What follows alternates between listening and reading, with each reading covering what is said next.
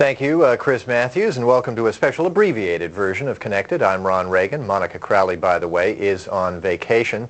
Well, President Bush says the people on the Gulf Coast are going to need this country's help for a long time. A short time ago, the president announced plans for dealing with Hurricane Katrina. Here's President Bush, a short time ago, from the Rose Garden. The challenges that we face on the ground are unprecedented. But there's no doubt in my mind we're going to succeed. Right now the days seem awfully dark for those affected. I understand that.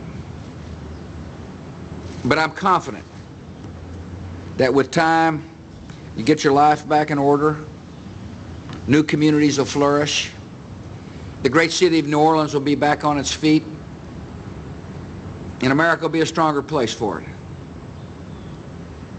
The country stands with you. We'll do all in our power to help you. May God bless you. Thank you. New Orleans, of course, is not the only city affected. All along the Gulf Coast, many cities, many towns have been devastated. MSNBC's David Schuster is in Biloxi, Mississippi, with the latest there. David, what are you seeing now? Well, Ron, now we've relayed the president's comments to somebody who's right here in the midst of it all, Robert Wack, an auto mechanic in Biloxi. And Robert, I just explained to you what we just played about President Bush. What's your reaction? President Bush don't need to be the president no more, because President Bush ain't doing his job. We got the whole coastline destroyed. I'm out here starving, hungry. I finally got me a bottle of water and able to call my mama. Robert, where do you live? I mean, what's the problem right now? Where do you live? Right off Porter Avenue on Judge Siegel. And I mean, my apartment's still standing, but I ain't got no hope. I'm finna leave. If I can get gas and leave, I mean... So you need gasoline, you're not getting gasoline, what else? The police are buying up every drop of gas that is out there. They're mobbing the stores and they won't let no one get no gas. I'm stuck here now because I ain't got no gas. I'm looking at that black car back there and I'm finna go get me some gas. Believe that, and it ain't looting, it's surviving.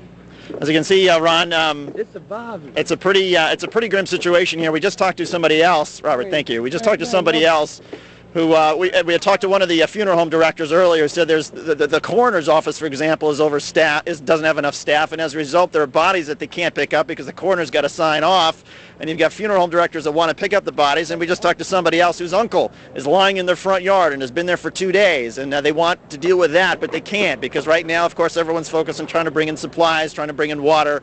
Clearly everybody stretched thin here, Ron, and the emotions now are pretty raw down here in Biloxi. David, I was noticing that. Your friend Robert there seems pretty upset about things, and you can understand that. My concern now is I'm thinking night is coming on there in Biloxi and, of course, the whole Gulf area. Is there concern that as things get darker and there are no lights, no electricity, that real chaos could break out? There is that concern, Ron, because with each passing hour, I mean, the food that people had stockpiled, a lot of it, of course, washed away when the waters came up and people had to survive on their roofs.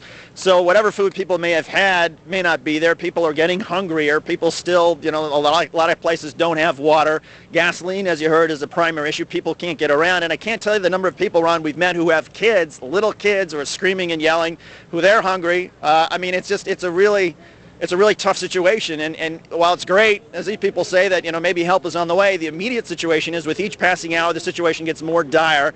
And at night, I mean, we've already seen people sort of running around trying to find supplies wherever they can get it, and as you heard, people making no bones about the fact that if they see something they need, they're going to take it. And of course at night that becomes even more of a concern. All right, David Schuster in Biloxi, Mississippi. Thank you, David, and stay safe as always. That's right. Thanks, Ron.